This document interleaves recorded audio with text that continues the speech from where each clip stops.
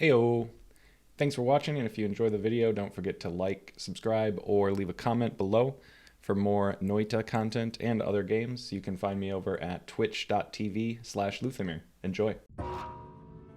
Hello, hello! I wanted to talk a little bit about the Pyramid Boss, the Tree, and the Alchemist, the Grand Alchemist specifically today. I'm at the Holy Mountain leading into Snowy Depths. I've done a fair amount of farming of materials up above in the coal pits and fungal mostly. I got pretty lucky and found a couple of admanas. We've got a ping pong, so we can do ping pong luminous drills. I've also got a spark bolt with trigger in there, so we've got some chainsaws inside of that. I'm playing on the beta patch for Noita, which honestly very excitingly and much to my pleasure has been getting like almost daily updates since the late part of February. So that's kind of exciting too. But anyway, I wanted to talk a little bit about the bosses, specifically Pyramid Boss and Alchemist. The Pyramid Boss is... which one? Which one is he? The Alchemist is this guy. Ylialkemisti. Ylialkemisti, that guy. And then I believe this is, yeah, Pyramid Boss, Kolmisilmän koipi. We're going to go and fight both of those guys today. The Alchemist drops these Greek spells, which we'll talk a little bit more about later. And the Pyramid Boss will drop you a random wand. I'm not really good at the wand tier system, but it's a pretty good wand. I would call it like pretty much equivalent to like a good wand you would find in the jungle, maybe. So early access to like a pretty high tier wand. I'm gonna grab this heal, and I guess to start off, say, for the Alchemist, you're not gonna need anything specific other than good damage output. It doesn't matter if you have a wand like this that's a machine gun that shoots really quickly, or if you have a wand like, say, with a trigger and plasma on it or something like that, right? You can kill the Alchemist just about any way, or I'm sorry, the Pyramid Boss just about any way you want. The Alchemist, however, has a shield around him. That shield pops as soon as you hit him once. So if you hit the Alchemist one time, it's going to put a shield up around him that protects him for several seconds. And he gets to keep firing at you, obviously. So you're going to want, for the Alchemist, higher damage on just a single shot. In this case, I'm hoping to find something a little stronger than this large firebolt. Explosive boxes or plasma or something would be cool, but if we don't find anything along the way, or from the Pyramid Boss, we will just try and fight him with those giant firebolts to see what happens. So first we gotta get there. Like I said, I was at the entrance to Snowy. We're gonna kill a few lads along the way, but we're mostly just angling for that far right side of Snowy, where the pit is that leads up toward the pit boss. So we'll be going up there and then traveling out to the desert. There's a couple ways we can accomplish that.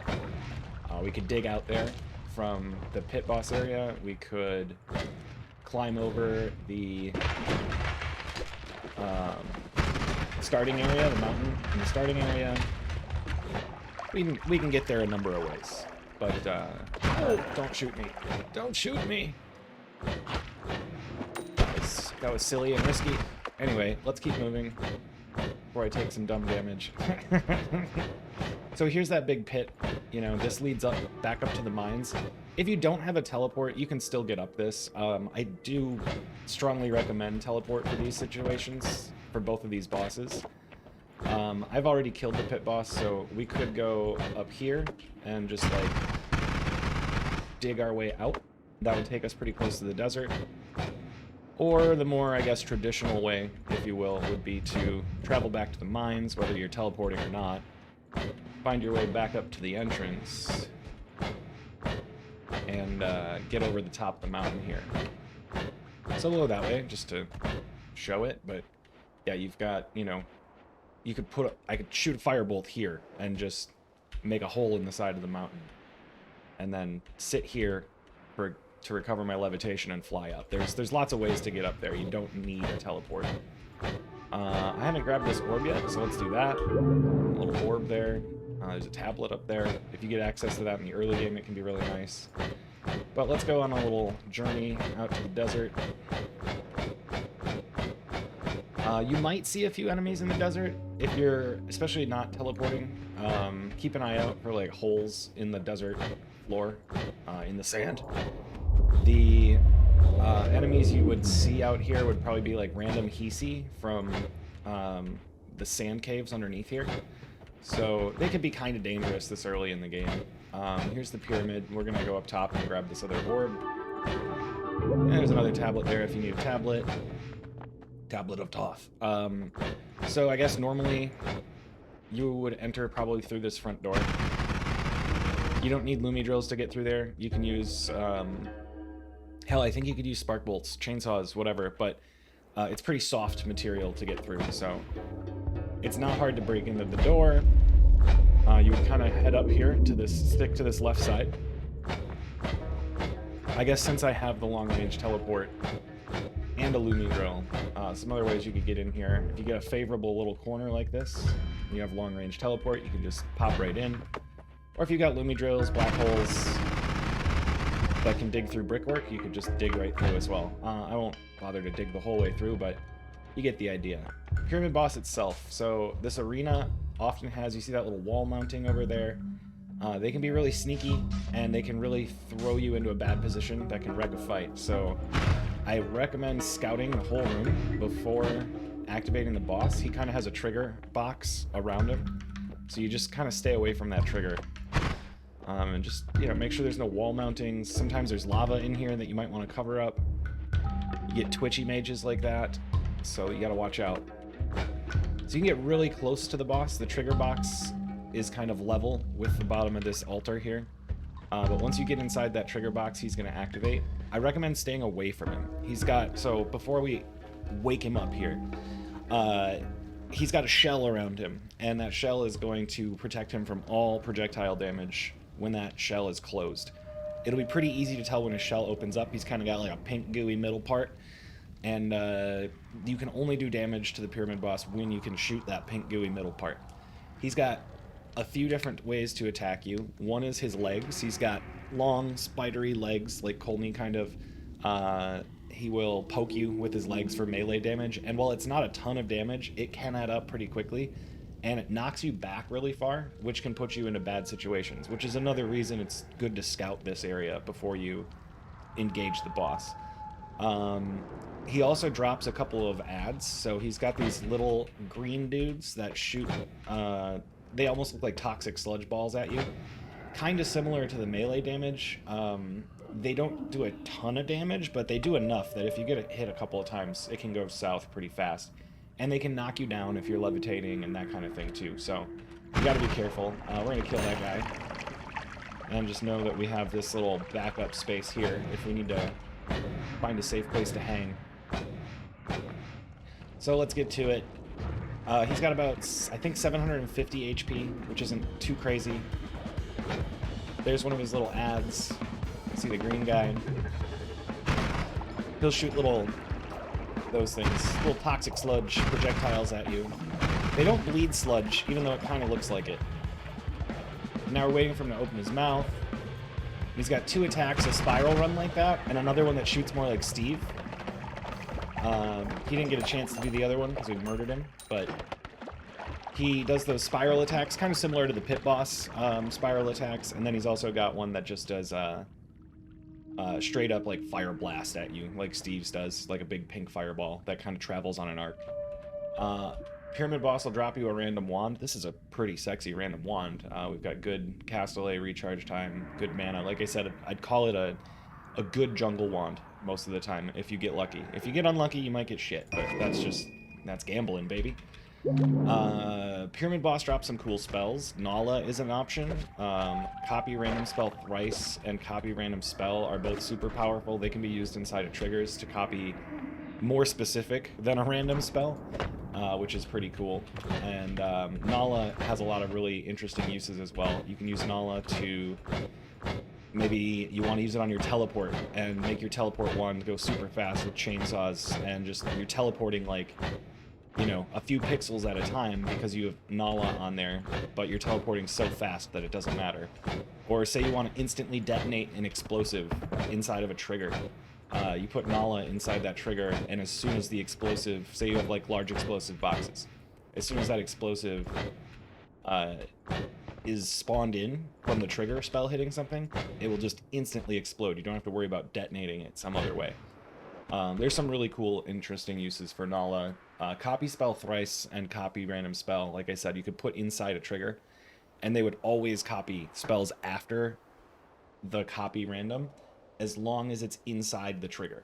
So you can do some really powerful stuff with that as well, especially if you combine them with the Greek spells, which we're going to go over and get a few of from the Alchemist. These will let you copy a spell regardless of the number of charges that it has. The copy random spell and copy random spell thrice, they need charges on the spell to copy it. So if you have a limited use spell like our Firebolt, you're not going to be able to cast an unlimited number of Firebolts with a random spell thrice. It's still going to use charges both times that it casts it. Whereas Alpha, the Greek spell, Gamma, Tau, Omega, these all copy basically any spell in your wand, just depending on where it's positioned in relation to the Greek letter. So it doesn't matter how many charges it has. That's how you can get like infinite black holes, things like that.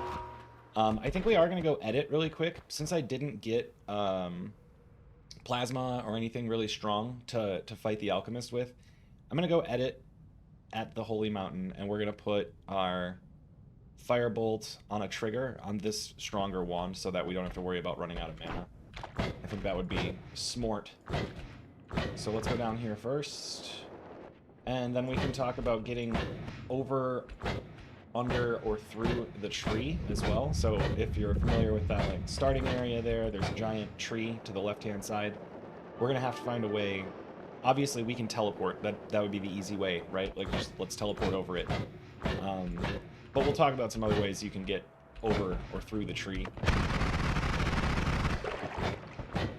But first, let's just fly back here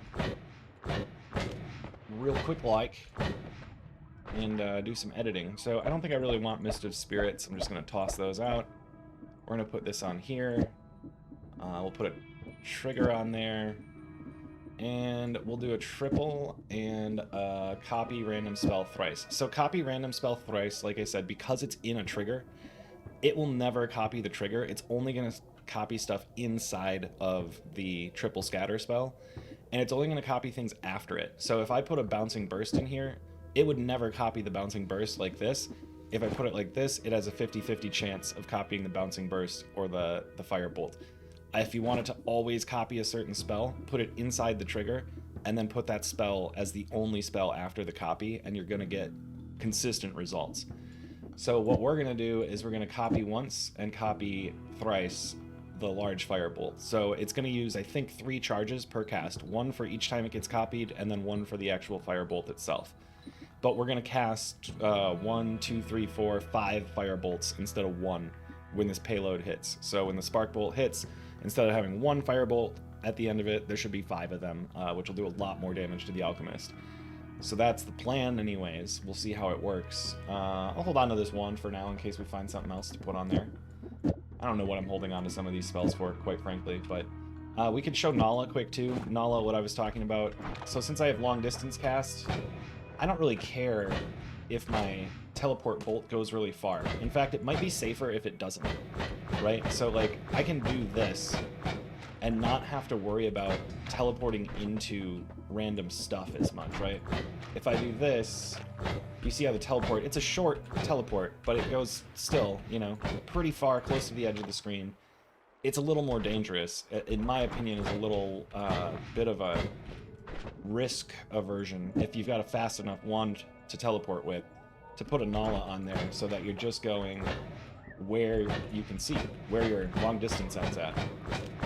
And if you had, say, like a long-range teleport and you didn't want it to shoot so far, you could do something like that as well. Obviously, you're not going to be able to get in and out of the Holy Mountain like that unless you have a way to dig out or a long-range cast like I do right now, long-distance cast. But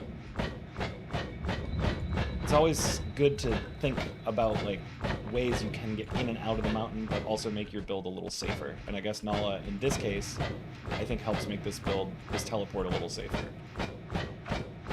Less likely to land in that random pile of poly.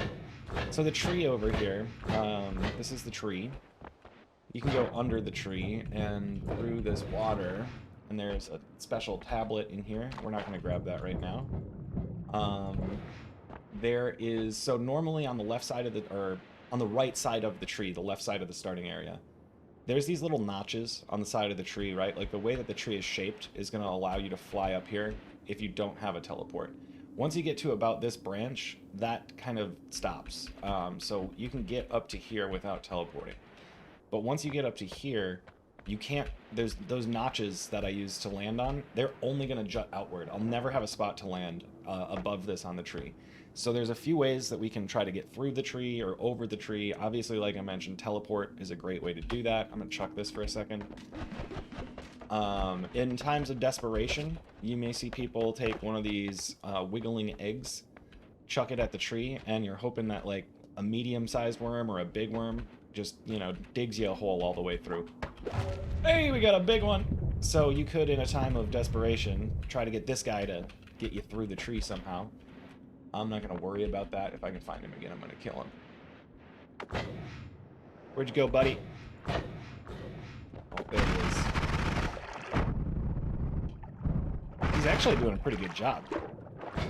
Yeah, he got us into the tree. So that's pretty cool. But yeah, giant worm that, you know, you could lure him around a little bit to get through the tree that way. Black holes, Lumi drills, anything that could dig through brickwork. You could go straight through the tree. We're going to go over the tree. I guess you could use teleportatium, potentially. That would be another kind of desperate measure.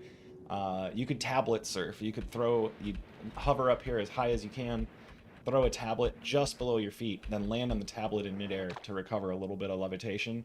Rinse and repeat all the way up the tree. That's tough, and I'm not very good at it, so I'm not going to demonstrate that. Today we're just going to go straight over it. There's more eggs up here. They're not always wiggling eggs, but if you want to see what kind of worms are in there, you can. Get some worms, baby. These are representative of in-game achievements, these pillars. So this is all the stuff that you've done. I'm not going to go over all of these, but completing different types of runs, killing different bosses, all that kind of stuff is up here on the tree. There's a music box, which is used for a quest later. And then this side of the tree, you can see there are notches going up. So if you can get through, you can get back. And the reason I mention that is, like, if you were to fill up the desert eyeball, the skull eyeball, with water, it makes a portal out to the lake. And the lake is way, way over here to the west. And you might be like, shit, well, how am I going to get back up the tree? And you can still get back up the tree. It's just on the other side, you can't get up like this. So, like, once you get past this branch, again, there's no little notches to land on. That's only true on the other side of the tree. On this side of the tree, you can get over without having to worry about having a teleport or some way through the tree. You can see here, you can obviously land on these little notches the whole way up. Get yourself some sweet tunes! We got a nice little halfer sky island here. Big fan. Taking picture. And then we're going to go find the Alchemist. Oh, another nice sky island with a shrine on it. Take a picture of that, too. So before I go show where the Alchemist is, let's talk about how I like to find him. He's always going to be the lair in the main world. So if you're in a parallel world, this isn't true. But you see this little... Oh, hi. That little tower in the background there, this little tower where my mouse is, that, once your character is kind of lined up with that part of the background, you're just slightly to the right of the entrance to the Alchemist lair. So in order to avoid going through this really difficult and dark biome below us, I prefer to just have a way to dig, right? And then say we're on it right now. Let's go over like one more hill. And now we're probably, yeah, we're pretty far to the left of it, so we'll go this way. Sometimes you'll see holes in the ground already. There'll be some hounds down there. Maybe a few random Hisi. Nothing you can't handle at this point, hopefully, or you're going to have a hard time with the Alchemist. We're going to just dig down. You'll hit this rock if you're too far to the left of the Alchemist lair. you'll hit this rock, this extremely dense rock down here. If you come out too far to the left, there's another snowy biome to the left. You'll want to go to the right, obviously, and get your way over here. If you come out where I'm at in the middle, you're just going to dig along this rock over to the right until you get to the opening, you know, to the roof of the lair, if you will. If you come out on the far right side, you're going to come out in, oh, I can't remember the name of that biome, but it's to the left of the collapsed mines and the really dark cave. That area is scary. There's lots of dangerous liquids. That's why we went around it. You can see the opening right there, right? So we're right at the corner of the Alchemist lair. Again, I highly recommend teleport for this fight. There's a couple things to keep in mind before we jump in here. The Alchemist, like I said, has that shield around him, so that shield's going to pop up as soon as I hit him once. So if I try shooting him with this, he's going to pop up that shield, the first projectile that hits him, and bounce the rest of them back at me. That's nasty. Don't want to do that. So we're going to try to shoot him with this trigger wand. Like I pointed out, you know, just explosives or some kind of big impact damage. You're trying to pack a lot of damage into one shot. The other thing is the Alchemist attacks. The Alchemist will, like, raise his hand up in the air, and it casts this little arrow that kind of looks like a concentrated beam of light, intense concentrated light. When you see those arrows, get the hell out of the way. There's one that does like a pinpointer attack. There's one that does meteor. There's some pretty nasty stuff that he's going to throw at you, but it's fairly easy to dodge. You just got to keep moving. If you don't have a teleport, you have to keep moving. So watch your levitation, land on the walls or the bottom if you need to, but like always be moving in this fight or you might be in some trouble. Let's go. Hey, buddy. So you can see the shield around him. Those are those beams of light I was talking about. We didn't do a lot of damage. I'm going to try to hit him from underneath. You can see those intense concentrated light beams he throws at you, just like that guy did. Oh, I missed.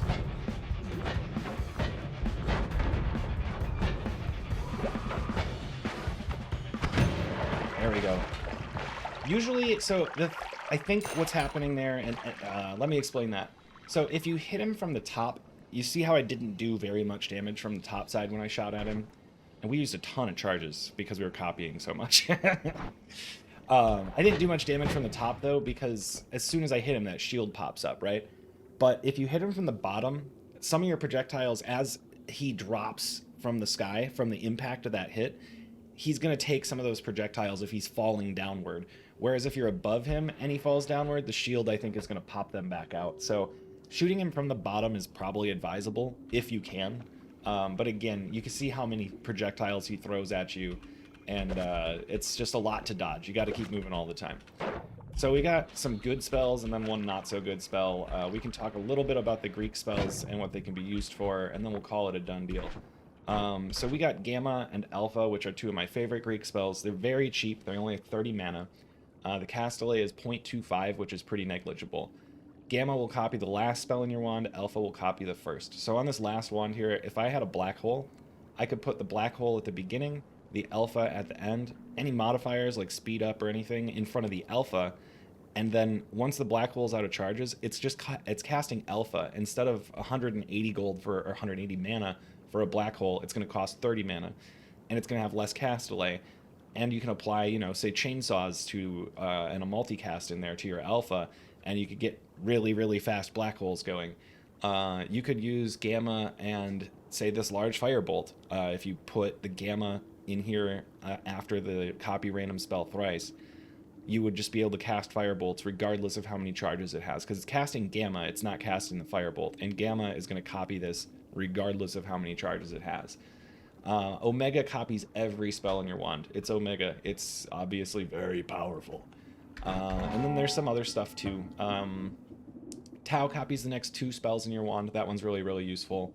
Mu copies every modifier type spell in your wand. Phi copies every projectile type spell in your wand.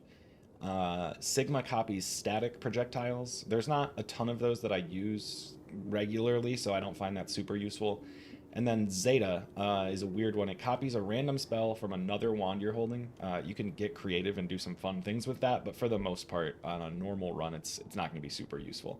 So really the big ones are these first 5. And Phi can be very useful too. It's kind of like a cheap Omega. because most spells are projectile type, so they often get copied by this. But yeah, that's the pyramid boss, the alchemist, the tree. I suppose I'll call it a done deal there. Thanks for watching. If you're looking for more Noita content, you can find me over on Twitch, twitch.tv/Luthamir. Every Saturday we cover some Noita. And Thursday, Friday, Saturday, Sunday, we cover something. So maybe we'll see you there. Thanks for watching.